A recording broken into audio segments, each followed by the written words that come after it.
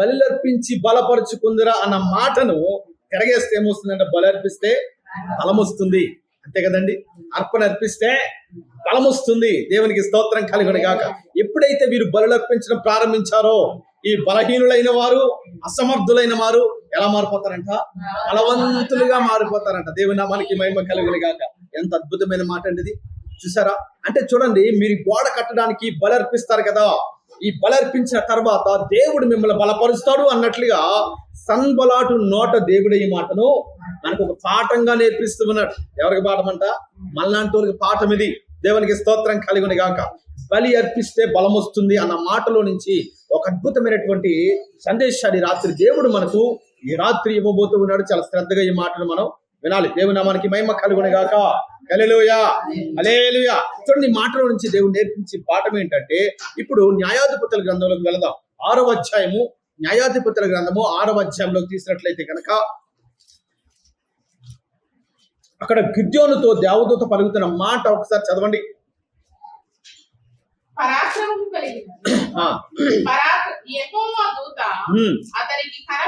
అతనికి కనబడి పరాక్రమము కలిగిన బలాఢ్యుడా, అతనితో అనగా చాలండి. ఇక్కడ ఎందుకని ఈ యొక్క దేవదూత గిద్యోనుతో పరాక్రమం కలిగిన బలాఢ్యుడా అని సంబోధించి మాట్లాడుతూ ఉందండి? ఎందుకని సంబోధించి మాట్లాడుతూ ఉంది? ఎందుకని మాట తెలియజేస్తూ ఉంది దేవదూత? దేవునికి స్తోత్రం కలుగును గాక. ఎందుకనంటే అప్పటి వరకు గిద్యోను గానుగు చాటును దాక్కున్నాడు. ఎక్కడంట? గానుగు చాటున గోధుమలను దుల్లగొట్టుకుంటూ ఉన్నాడు. భయంగా జీవిస్తూ ఉన్నాడు. పిరికివాడుగా ఎంతో మరి దాక్కుని ఎవరికి కనబడకుండా మరుగుగా ఉన్నాడు. భయాందోళనలో ఉన్నాడు. గనుకనే దేవదూత వచ్చి బలాఢ్యుడా అని పలకవలసిన అవసరము ఏర్పడింది. దేవునికి స్తోత్రం కలుగును గాక. ఈ బలహీనమైనటువంటి వాడు, శక్తి లేనటువంటి వాడు, ఈ పిరికివాడు ఎలాగ బలవంతుడిగా మారాడు? దేవుని నామానికి మహిమ కలుగును గాక. అదే ఈ రాత్రి మనము ఒక అంశంగా, ఒక ప్రాముఖ్యమైన విషయంగా ఇప్పుడు మనం ధ్యానం చేద్దాం. దేవునికి స్తోత్రం కలుగును గాక. ఇప్పుడు గిద్యోను ఎలా ఉన్నాడంటే బలహీనుడిగా ఉన్నాడు. చెప్పాలి మాట మీరు. రెండవదిగా పిరికివాడిగా ఉన్నాడు. ఎలాగంట? బలహీనుడిగాను పిరికివాడిగాను ఉండి గానుగు చాటును దాక్కున్నాడు. ఎక్కడ దాక్కున్నాడంట? గానుగు చాటును దాక్కున్నాడు. దేవునికి స్తోత్రం కలుగును గాక. దొంగతనం చేసి పారిపోతున్న దొంగ పోలీసులు వెంటబడుతున్నప్పుడు దొంగ ఏం చేస్తాడు? ఎక్కడ దాక్కుంటాడు? మరుగైన స్థలంలో, కనబడకూడనటువంటి ఆ రహస్యమైన స్థావరాల్లో దొంగ ఏం చేస్తాడంట? దాక్కుంటాడు. ఎందుకని దాక్కుంటాడంటే పోలీసులకు దొరకకుండా దాక్కుంటాడు అనమాట. దేవునికి స్తోత్రం కలుగును గాక. అదే రీతిగా ఈ గిద్యోను కూడా మిద్యానీయులు కనబడకుండా, శత్రువుకి కనబడకుండా ఈ యొక్క గానుగు చాటును దాక్కుని బ్రతకాలి. కాబట్టి ఈ గోధుమలు ఏం చేస్తాడంట? బాగు చేసుకుంటూ ఉన్నాడు. ఆ గోధుమలు బాగు చేసుకోవాలి. తర్వాత ఏం చేయాలి? వాటిని బాగు చేసి తర్వాత పిండిగా మలచాలి. ఆ పిండిని ఏం చేయాలంట? రొట్టిగా తయారు చేసుకుని ఆ రొట్టెను తినాలి. చాలా పెద్ద కష్టం కదండి. దేవునికి స్తోత్రం కలుగును గాక. మనకి ఇప్పుడు చపాతీ అనుకున్నాం అనుకోండి, చక్కగా షాప్కి వెళ్ళి మెత్తని పిండి తెచ్చుకుని ఒక 5 నిమిషాల్లో కలుపుకుని 10 నిమిషాల్లో మనం ఏం చేస్తాము? తినటం కూడా అయిపోతుంది అనమాట. దేవుని నామానికి స్తోత్రం కలుగును గాక. అలాగే రెడీమేడ్గా మనకు ఇంకా అడ్వాన్స్డ్గా వచ్చేసాయి కదా. సగం కాల్చినటువంటి చపాతీలు మార్కెట్లో దొరుకుతున్నాయి. అవి తెచ్చుకుని జస్ట్ వేడి చేసుకుని తినేయటమే. దేవుని నామానికి స్తోత్రం కలుగును గాక. ఆ రీతిగా నేటి కాలంలో మనకి ఆహార వస్తువులని కూడా ఇన్స్టెంట్ గా అందుబాటులో దొరుకుతున్నాయి. కానీ ఆ కాలంలో ఒక రొట్టె చేయాలంటే చాలా కష్టం. ఇదిగో మరి ఆ తిరగలిసినటువంటి పిండిని 3-4 సార్లు ఏం చేయాలో తెలుసా? గుడ్డ మీద వేసి జల్లించాలి. ఆ కాలంలో జల్లిళ్ళు లేవు. మొత్తక పిండి మెత్తన పిండిగా మలచాలంటే ఒక 3-4 సార్లు ఆ యొక్క గుడ్డలో వేసి ఏం చేయాలంట? జల్లించాలి. జల్లిస్తేనే మెత్తన పిండి అనేది వస్తూ ఉంది. మెత్తన పిండి రొట్టె చేసుకోవడానికి చాలా అనువుగా ఉంటుంది అనమాట. దేవునికి స్తోత్రం కలుగును గాక. అయితే శక్తిహీనుడుగాను పిరికివాడుగాను గానుగు చాటును దాక్కున్నటువంటి ఈ యొక్క గిద్యోను ఎలాగ బలమైన వాడిగాను, ఎలాగ పరాక్రమం కలిగినటువంటి బలాఢ్యుడిగా మారాడంటే ఇప్పుడు మన వాక్యాన్ని ఇప్పుడు మనం ధ్యానం చేద్దాం. 35వ వచనం చదవండి. 20వ వచనం చదవండి. దేవుని దూత 6వ అధ్యాయం 20వ వచనం అండి. న్యాయాధిపతుల గ్రంథము 6:20 చదవండి. దేవుని దూత ఆ మాంసమును దేవుని దూత ఆ మాంసమును పొంగని భక్ష్యములను పట్టుకొని రాతి మీద పెట్టి నీళ్లు పోయమని చెప్పిందంట. చాలండి. ఇక్కడ ఏంటంటే దేవదూత ఒక పని అప్పగిస్తూ ఉంది. ఎవరికి? గిద్యోనికి. చాలా జాగ్రత్తగా మీరు వాక్యం వినాలి. గిద్యోనికి దేవదూత ఒక పని అప్పగిస్తుంది. ఏం పని? చదవండి. అక్కడ కొన్ని అంశాలు ఉన్నాయి కదా. పొంగని భక్ష్యములను, ఇంకోటి ఉంది, ఇంకేంటంటే రెండు మాట కూడా ఉంది కదా. ఆ మాంసమును పొంగని భక్ష్యములను పట్టుకుని ఒక బుట్టలో పట్టుకుని తీసుకొచ్చినప్పుడు వాటిని రాతి మీద పెట్టి దాని మీద నీవు నీళ్లు పోయి అన్నట్లుగా ఆ దేవదూత గిద్యోనుతో ఆజ్ఞాపించినప్పుడు గిద్యోను ఏం చేశాడు? చదవండి. అతడు అలాగు చేయగా యెహోవా దూత తన చేతనున్న కర్రను చాపి తన కొనతో ఆ మాంసమును ఆ పొంగని భక్ష్యములను ముట్టినప్పుడు చూసారా, అగ్ని ఆ రాతిలో నుండి వెడలి ఆ మాంసమును పొంగని భక్ష్యములను కాల్చి వేసిన దేవునికి స్తోత్రం కలుగును గాక. చూసారా, ఇక్కడ గిద్యోను ఏం చేస్తాడంటే బలి అర్పిస్తూ ఉన్నాడు. చెప్పాలి మాట మీద, బలి అర్పిస్తూ ఉన్నాడు. ఎలాంటి బలి అంటే అప్పుడే ఒక మేకపిల్లను చంపి ఆ చర్మం అంతా కూడా వలిసేసి చక్కని మాంసాన్ని అంతా కూడా ఒక బొట్టులో పెట్టేసి మరి రొట్టెలు చేసి ఆ రొట్టెలు కూడా ఆ బొట్టులో పెట్టి ఈ యొక్క అర్పణ దేవదూత దగ్గర తీసుకొచ్చినప్పుడు ఆ దేవదూత ఏమంటుందంటే, గిద్యోను నీ అర్పణ రాతి మీద పెట్టవయ్యా అని చెప్పినప్పుడు ఆ రాతి మీద పెట్టాడు. తర్వాత ఏం చెప్తుందంటే, కొన్ని నీళ్లు తీసుకొచ్చి ఆ యొక్క అర్పణ మీద వేసాయి. అదేంటి, అర్పణ మీద వేసేస్తే అవన్నీ కూడా ఏమైపోతాయి? తడిసిపోతాయి కదా అన్నట్లుగా ఎదురు ప్రశ్న వేయలేదు. కానీ దేవదూత చెప్పిన ప్రకారంగా గిద్యోను ఏం చేశాడంట, నీళ్లు తీసుకొచ్చి ఒక బిందె నీళ్లు తీసుకొచ్చి అర్పణ మీద దింపరించేశాడండి. ఎప్పుడైతే నీళ్లు పోసేసాడో అర్పణ అంతా కూడా ఏమైపోయింది? ఇప్పుడు తడిసిపోయింది, నీళ్లలో మునిగిపోయి ఉంది. ఇప్పుడు ఆ అర్పణ నీళ్లలో మునిగిపోయి నీటి తేలుతున్నట్లుగా ఆ అర్పణ కనబడుతూ ఉంది. ఎప్పుడైతే దేవదూత ఆ చేతితో ఉన్న కర్రను ఆ యొక్క అర్పణ మీద ముట్టగానే ఏమైందంట, రాతిలో నుంచి అగ్ని వచ్చిందంట. ఇదేమన్నా అసమస్య విషయం అండి? రాతిలో నుంచి ఏమైనా అగ్ని వస్తుందా? ఏమొస్తుంది రాతిలో నుంచి? ఏమీ రాదు, అంతే కదండి. రాతిలో నుంచి ఏమొస్తుందంట? ఏది కూడా పుట్టదు కదా. రాతి మీద విత్తనాలు చల్లితే మొలుస్తాయా? ఎందుకు మొలవండి? అందులో నీరు ఉండదు, మట్టి ఉండదు, ఏది కూడా ఉండదు. ఆ ఎండకి రాడేమైపోతుందంటే ఎండిపోతుంది. అక్కడ ఏ జీవి కూడా బ్రతికేటువంటి అవకాశము ఉండదు గనుక చూడండి, ఇప్పుడు ఆ రాతిలో నుంచి ఏమొచ్చిందంట? అగ్ని వచ్చిందంట. దేవునికి స్తోత్రం కలుగును గాక. హల్లెలూయా. ఎప్పుడైతే రాతిలో నుంచి అగ్ని వచ్చి ఆ నీళ్లను ఆ నీటిలో తేలి ఆడుతున్న గిద్యోను అట్టుకొచ్చినటువంటి అర్పణ కూడా ఏమైపోయిందంట? కాలిపోయి బూడిదైపోయి ఒక అద్భుతమైన అర్పణగా మారిపోయిందంట. దేవునికి స్తోత్రం కలుగును గాక. ఈ దృశ్యం అంతా కూడా కళ్ళారా చూస్తూ ఉన్నాడు. ఎవరు? గిద్యోను. అప్పటి వరకు ఎలా ఉన్నాడు? బలహీనుడుగాను, ఏమండి, పిరికివాడుగా ఉన్నటువంటి ఈ గిద్యోను ఇప్పుడు ఎలా మారిపోతుందంట?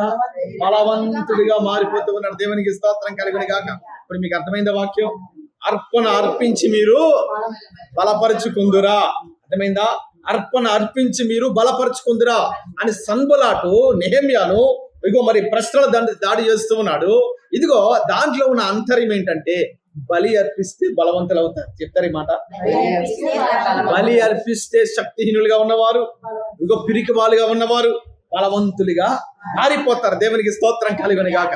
ఎప్పుడైతే దృశ్యం అంతా కూడా కళ్ళార గిద్యోను చూస్తూ ఉన్నాడో వెంటనే అతనిలో ఉన్న పిరికితనము, శక్తిహీనత ఎలా వెళ్ళిపోయాయో బయటికి వెళ్ళిపోయాయి. దేవునికి స్తోత్రం కలుగును గాక. వెంటనే అతనికి కొండంత బలం వచ్చింది. దేవునికి స్తోత్రం కలుగును గాక. నా అర్పణ దేవుడు అంగీకరించాడు. ఈ అగ్నిలో నుంచి రాతిలో నుంచి అగ్ని వచ్చింది గనక ఇది దేవుడు చేసిన కార్యం. మనుషులు ఎవరు కూడా ఇది చెయ్యచాలరు. ఎందుకంటే రాతిలో నుంచి అగ్ని అనేది రాదు. దేవునికి స్తోత్రం కలుగును గాక. దేవుడు చేసే అద్భుతాలు చాలా విచిత్రంగా ఉంటాయండి. ఇదిగో మోషే ఆ యొక్క ఇశ్రాయేలు జనాంగాన్ని కానాను యాత్ర నడిపిస్తుంటే ఆ యొక్క అరణ్యములో ఏమైపోయాక నీళ్లు దొరకడం లేదు. ఏమంటే వాగులు, వంటలు, చెరువులు ఏమీ కూడా అక్కడ కనబడటం లేదు. ఈ 30 లక్షల మంది జనాంగం మూకుమ్మడిగా ఒకేసారిగా మోషే మీద కూడా ఏమంటున్నారంట? దాహం దాహం దాహం అని అరుస్తూ ఉన్నారు. 30 లక్షల మందికి ఎన్ని నీరు తేవాలండి? ఎక్కడి నుంచి తేవాలి? అది మోసే వల్ల అయ్యిద్దా? అవదు. వెంటనే మోసే దేవునికి మొరపెడుతూ ఉన్నాడు, అయ్యా ఈ జనాంగం అంతా కూడా ఒకే స్వరముతో మాట మాట కలుపుకుని ఏకాత్మగా వీరంతా కూడా ఏమంటున్నారంటే దాహము దాహం అని అరుస్తూ ఉన్నారయ్యా, నేను ఎక్కడి నుంచి తీసుకొస్తారయ్యా నీళ్లు? నేను ఇంతమందికి నీళ్లు తేవలేను కదయ్యా అని దేవుని దగ్గర మోషే ప్రార్థన చేసినప్పుడు దేవుడు ఏమంటున్నాడు?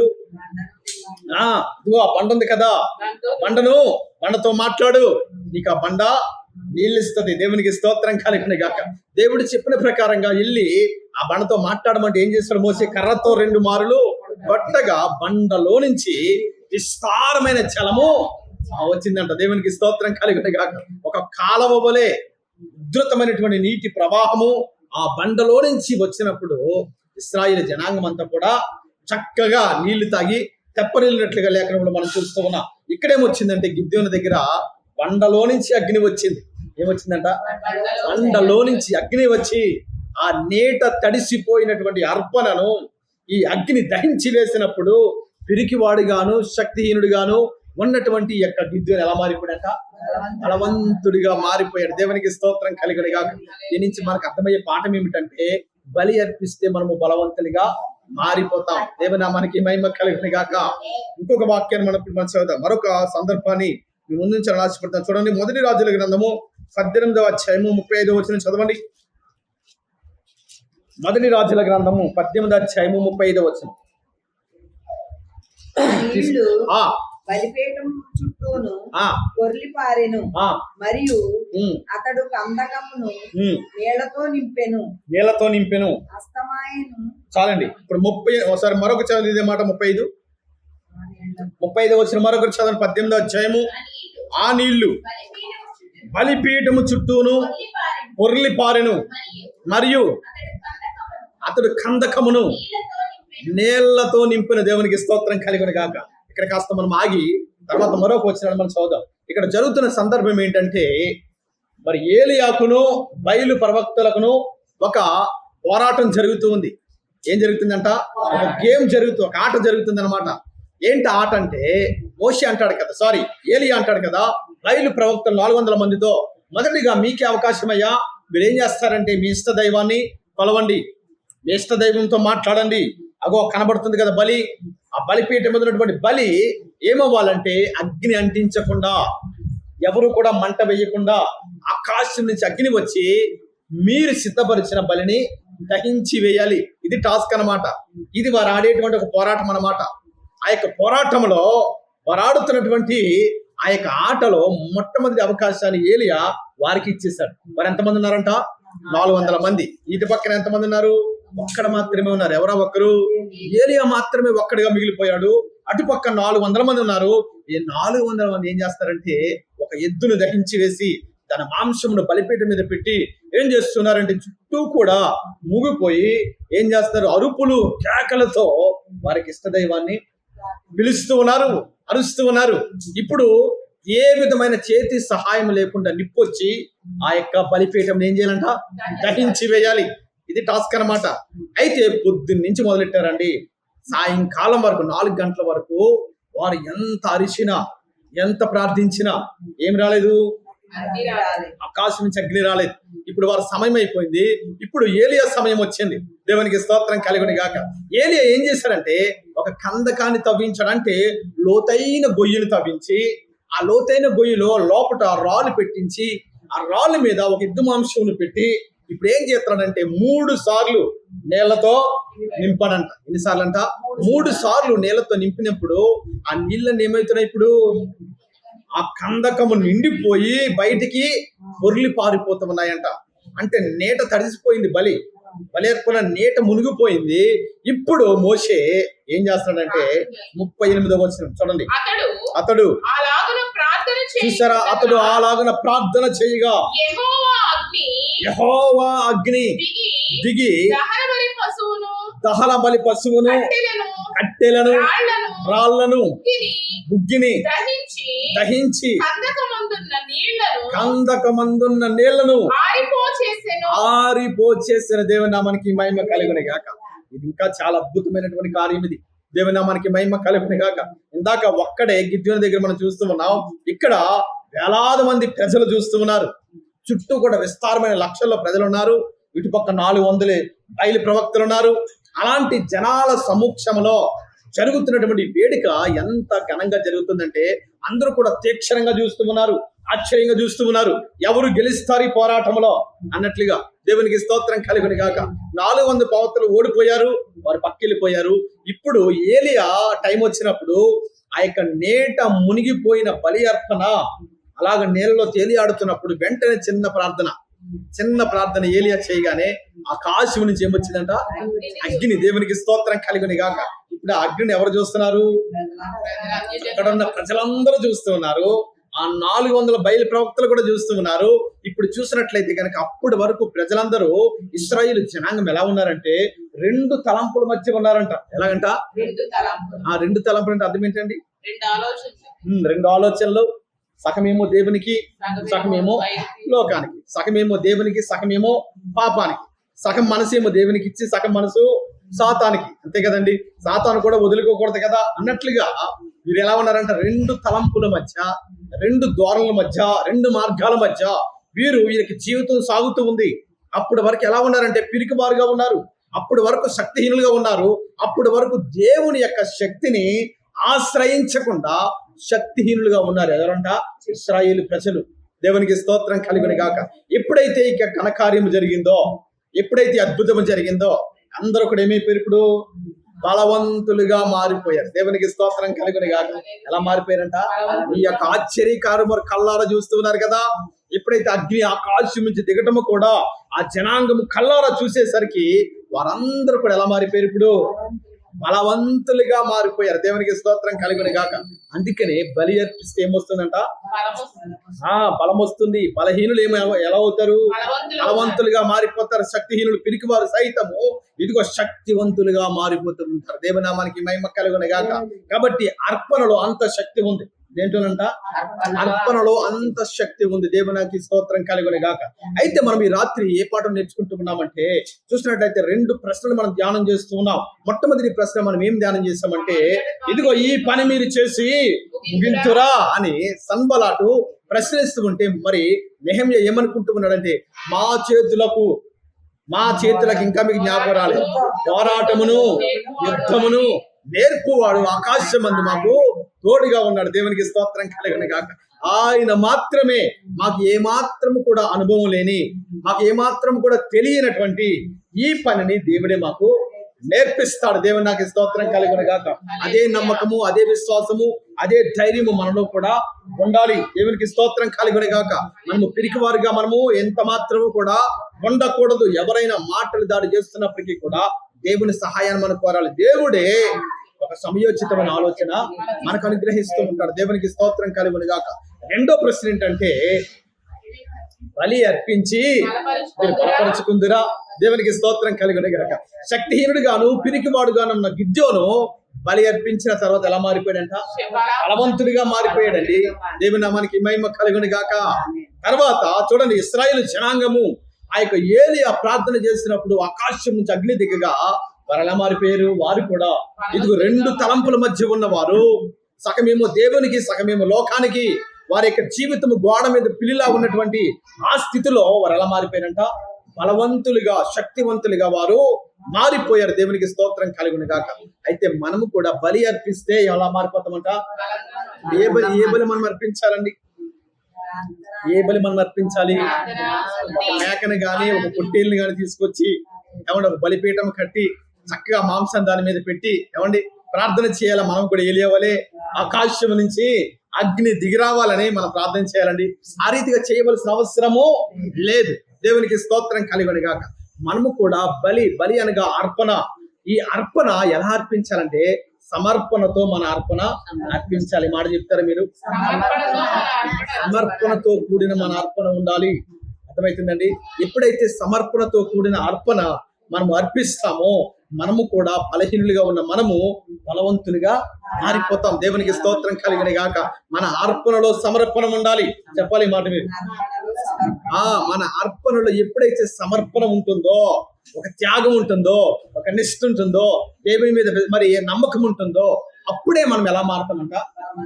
బలవంతులుగా మనము మారిపోతూ ఉంటాం. దేవునికి స్తోత్రం కలుగును గాక. ఈ బలము మనం ఈ లోకంలో పొందుకునే బలం కాదు, ఇది దేవుని దగ్గర నుంచి వచ్చేటువంటి బలం ఇది. దేవునికి స్తోత్రం కలుగును గాక. హల్లెలూయా.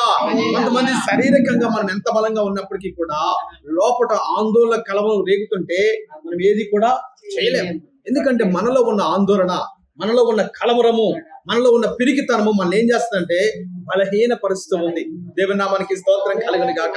కాబట్టి మనము శక్తివంతులుగా మార్చబడాలంటే ఆ శక్తి పైనుంచే రావాలి.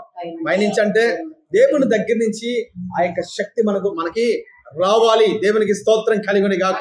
చూడండి, మన అర్పణ ఎలా ఉండాలనండి? సమర్పణతో కూడినదై ఉండాలి. దేవునికి స్తోత్రం కలుగును గాక. మార్కు సువార్తలో ఒక పేద విధవరాలు కనబడుతుందండి. ఎవరంట? మార్కు సువార్తలో పేద విధవరాలు కనబడుతూ ఉంది. ఈ పేద విధవరాలు దేవునికి తనకున్నదంతా కూడా ఇచ్చేసిందంట. ఎంత ఇచ్చింది? 2 రూపాయలు మాత్రమే. మన భాషలో ఎంతంట? 2 రూపాయలు. 2 రూపాయలే ఉన్నాయి, తనకి ఇంకా డబ్బులేమి లేవు. ఆ 2 రూపాయలు కూడా ఎలా ఇచ్చిందంటే సమర్పణతో ఇచ్చిందంట. ఎలాగంట? సమర్పణతో. దేవునికి స్తోత్రం కలుగును గాక. నాకున్నదే దేవునికి నేను సమర్పణతో ఇవ్వాలి అన్నట్లుగా దేవుని మీద భక్తి శ్రద్ధలతో తనకున్నదంతా కూడా ఇచ్చినప్పుడు దేవుడు అంటాడు కదా, ఈ కానుకల పెట్టిలో విస్తారంగా అనేక మంది వేశారు కానీ, లక్షల కొలదిగాను వేల కొలదిగా అనేక మంది వేశారు కానీ, వారిలో ఈ పేద విధవరాలు వేసినది ఏమన్నాడు దేవుడు? చాలా ఘనమైన కానుక. దేవునికి స్తోత్రం కలుగును గాక. చాలా విలువైన కానుక. అప్పుడు శిష్యులు అంటారు కదా, అయ్యా వేసింది 2 రూపాయలే ప్రభువా, మేము కల్లారా చూసాం. ఎంత వేసిందంట? 2 రూపాయలు వేసిందయ్యా. 2 రూపాయలు వేసినప్పటికీ కూడా ఆమె అర్పణ సమర్పణతో కూడినదై ఉన్నది. దేవునికి స్తోత్రం కలుగును గాక. హల్లెలూయా. కాబట్టి అలాగా మన అర్పణ ఎలా ఉండాలంట?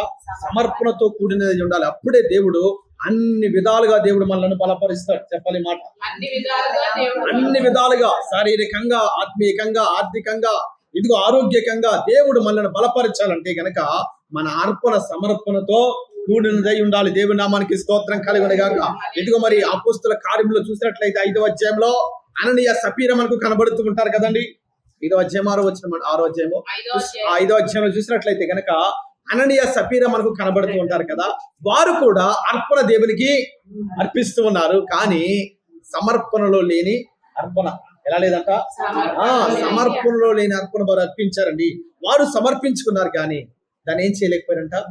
100కు 100% దేవుని మీద విశ్వాసముతో, నమ్మకముతో, నిష్ఠగా, సమర్పణగా ఆ యొక్క అర్పణ వారు అర్పించలేకపోయారు. గనుకనే ఎలా మారిపోయారంట? శక్తిహీనులుగా మారిపోయారు. చూసారండి, అబద్ధమాడే స్థితిలోకి వెళ్ళిపోయారు. దేవుణ్ణి మోసం చేసే స్థితిలోకి వారు వెళ్ళిపోతూ ఉన్నారు. దేవునికి స్తోత్రం కలుగును గాక. అలాగా మన అర్పణ ఎలా ఉండాలి? సమర్పణతో కూడినదై ఉండాలి. దేవుని నామానికి మహిమ కలుగును గాక. రెండవదిగా మన అర్పణ విశ్వాసముతో కూడినదై ఉండాలి. చెప్పాలి మాట మీరు. విశ్వాసముతో కూడినదై ఉండాలి. మన అర్పణ ఎలా ఉండాలంట? విశ్వాసముతో ఉండాలి. ఎప్పుడైతే విశ్వాసముతో అర్పణ మనం అర్పిస్తామో అప్పుడే దేవుడు మనలను ఎంతో ఉన్నతంగా దీవిస్తాడండి. దేవునికి స్తోత్రం కలుగును గాక. హల్లెలూయా. చూడండి, మనం చేసే భక్తిలో కూడా సమర్పణ ఉండాలి. చెప్పాలి మాట మీరు. భక్తిలో కూడా ఎలా ఉండాలంట? సమర్పణ ఉండాలి. ప్రార్థనకు ప్రార్థన చేయటమైనా, దేవుని సన్నిధికి రావటమైనా, దేవుని సన్నిధిలో సాహసించటమైనా, ఏ పని చేసినా ఇదిగో దైవికంగా మనము చేసే ప్రతి పనిలో కూడా ఒక సమర్పణతో మనము చేయాలి. మూడవదిగా ఎప్పుడైతే సమర్పణతో చేస్తామో అప్పుడే దేవుడు మనలను బలపరుస్తాడు. చెప్పాలి మాట మీరు. దేవుడు మనల్ని బలపరుస్తాడండి.